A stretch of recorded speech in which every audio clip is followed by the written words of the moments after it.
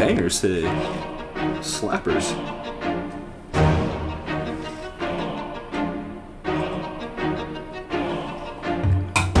Yo, what is going on today? What? Another one? Another one? A fucking another one? Ego. What up, what up, what up, ladies and gentlemen, slimes and dimes. We are back for another reaction.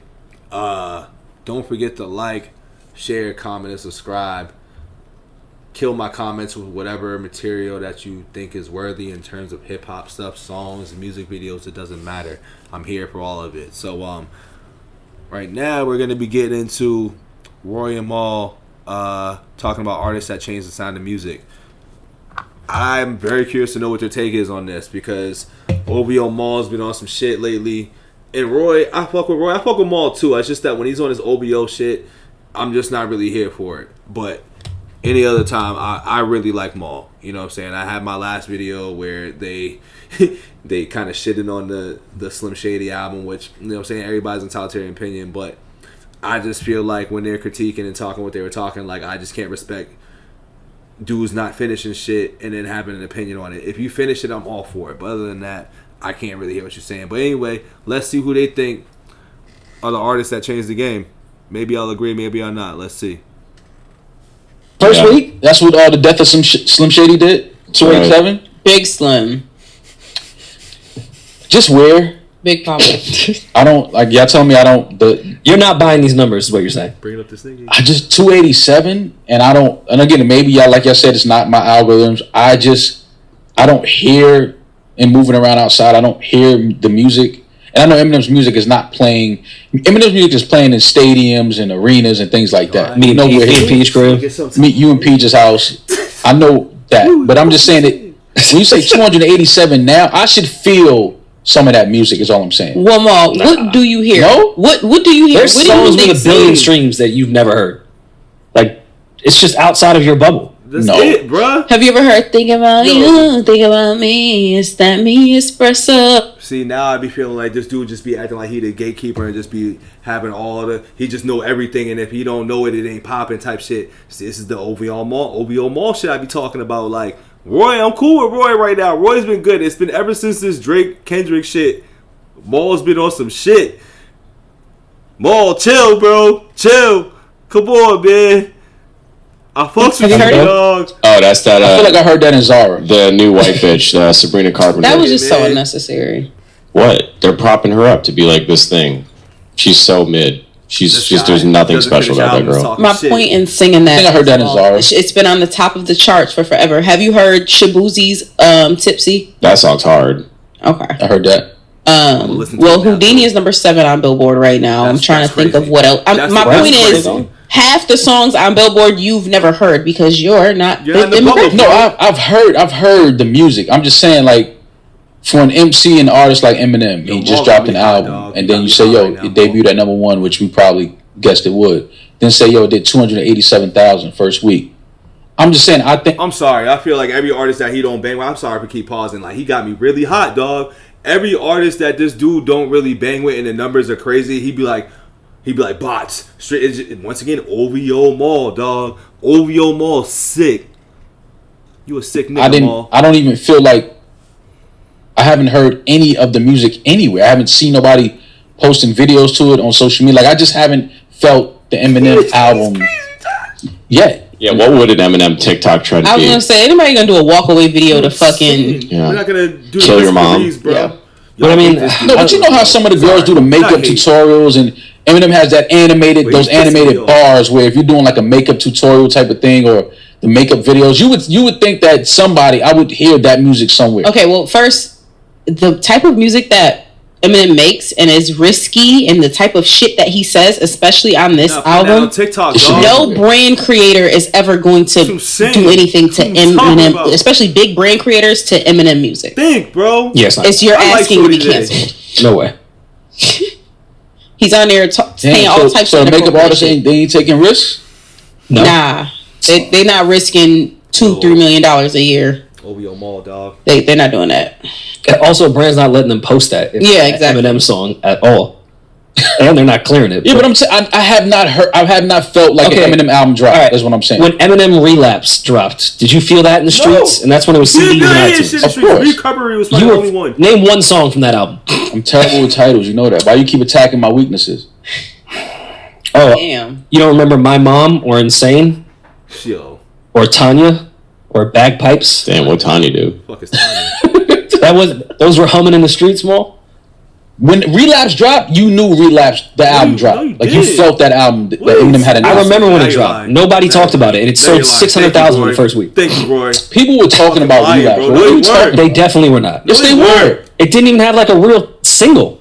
It don't have to have a real single. I'm saying when Eminem put that when Eminem put that album out, people knew an Eminem album had just dropped. Like, people were talking about the album. Yeah, but that's always been the case with M. Like, even here, I'm just saying right now, it doesn't feel like anybody's talking about this. So that in this write-up, this kind of goes against what you're saying. But like, this is always the case with Eminem. Commercially, the project has undoubtedly been a success, right? $287, whatever. Critically, like people that actually know music and talk about it for a living, cough, cough, it sucks. Pitchfork gave it a 4.8. The Needle Drop Anthony gave it a 5 out of 10. This Metacritic gave it a 48 out of 100. So that's always been the case with Eminem. He's like counterculture, me against the world, but he'll still do stupid numbers. It's dog shit music. We know he's gonna do numbers because he's as big an artist as he is. Dog shit music. What I'm just saying is I'm just comparing the times now. How an artist like Eminem can drop an album and it doesn't feel like he dropped an album. I mean, I don't know. Candace Owens did a whole 2-hour segment about it. Like, every the only media person was talking about it. I felt like people knew when Eminem album came out. I'm not saying anyone replied back and was like, yo, it sounds great. But they knew it existed and people clicked it. So, yeah, 287 makes sense to me. He's Eminem. No, he's definitely Eminem. I'm just saying the music, to me, is just... I don't know, man. I can kind of see why artists are now hesitant with putting out music. I get it. Because of M? Not because of M, but it's like when you're an artist like Eminem, right? Your legacy is already cemented. You have nothing to prove. You putting out a new project is strictly for, creative. You just want to get this energy out, put something into the world, whatever. Eminem probably doesn't even care about numbers because at this point it's an autopilot. He knows what he's going to do. I'm just talking about the way people hold on. How long do we hold on to art and music now? It's like we move past it after we listen for the first 2 hours, 3 hours. If it's not like we don't even talk about it, don't go back to it. You don't feel the music when you're moving around. If it's good music, you do. If it's good music, yes. Obviously, if it's like the music that is, I guess, people are gravitating towards now, the sound, the energy. If you are able to touch all of those bases and people are like, this is it, this shit is hard, then yes, naturally. But I'm just saying, when you're somebody like an Eminem at this level, should you even put out music in this type of environment? Yeah, I think he has like the least amount of stress or worry because it doesn't matter. He's going to be fine regardless. He's cemented. He's a legend. He can just put out whatever the fuck he wants. Meanwhile, other artists that are up and coming that don't have that luxury, not to say M didn't earn that luxury, but have that luxury, every last move they make could make or break their entire fucking career. Yeah. That to me is more scary. Like, I'm scared to put music out because if I put out the wrong thing, this could fuck my entire career up. Ice Spice, one bad song and putting clocks on her. Cardi B. Terrified. She's terrified. I think M is in a great place. I get it. Whatever the fuck he wants. I can understand why somebody like Cardi would be hesitant. Like, even though it's been 5 years, 6 years. Yeah. That's a long time, especially having the success that you had on your album. That's a long time to not drop another album. 8 years, I think, actually. I thought that was 2018. Oh, it was. I'm sorry. I thought 2016. It was 2018. That's a long time. Like, I'm not saying, but I can understand it because maybe when she has the album done, because this is a real thing, like you've made music, when you have the album done in your mind, the pulse and the energy that's out there now can completely change. You be like, my album is not serving that. It's not gonna contribute to that. Rory did that like 7 times. Yeah. But the great artists are the ones that can dictate the change and kind of manipulate the change. And Beyonce, for example, released a dance album, and then everybody started releasing dance albums shortly after. You see what I'm saying? You got to be able to, influence what's going on. Like, yo, listen, that's cool, but this is what we doing now. let's do this, let's do that. But a lot of artists don't have that ability, and then they sit in the studio make an album, think that they got the album done, and they're like, yo, like nobody's gonna even. But that, I mean, that's next to that sound. Longevity amongst fans to be able to have that type of power to change the sound where enough people would hear it. Mm-hmm. Because there's plenty of talented artists that have a completely different sound that could dictate and shift everything, but only 10,000 people heard it. Mm-hmm. So you need to be an artist like Beyonce to really do that these days. I don't know if there's... I mean, Frank coming out with Nostalgia was the last time I can kind of remember like an unknown changing a genre a bit. That has to come after album 4 or 5, I feel like. I would go... I might be reaching. I think what Cash Cobain is doing with Sexy Drill is changing the sound of the drill scene right now. The Sexy Drill, which is more about women and sex and I look good and kind of that kind of thing, is like change it. It's not so much shoot 'em up anymore. Like when you go out in I can only speak for New York and the type of places that play those types of music, I'm not hearing the hard drill anymore. I'm hearing the Sexy Drill. And a bunch of New York artists are now copying that. Just talking about recent. Yeah, no, I meant to a smaller degree. Yes, to a smaller degree, yes. But I mean, I'm saying more like, I mean, 808s would be like the biggest example of this. But even like the Love Below, things shifted. But had Andre done that on Southern Playlistic Cadillac Funky Music, it wouldn't have shifted because he didn't have the reach that he had at the time. And I think that's especially harder now. Roy makes more sense than for someone to come in. I think Tizo came in and did a pretty good job. Yeah, but I don't know if I've heard like any real shift amongst everyone because of it. I just don't know if that happens anymore. It's. I think we are going to start to see a change in the type of artists that are pushed. Though I think we're getting to that point. Like when Future came out, things changed for sure. For sure. I don't know if that artist exists the way it used to.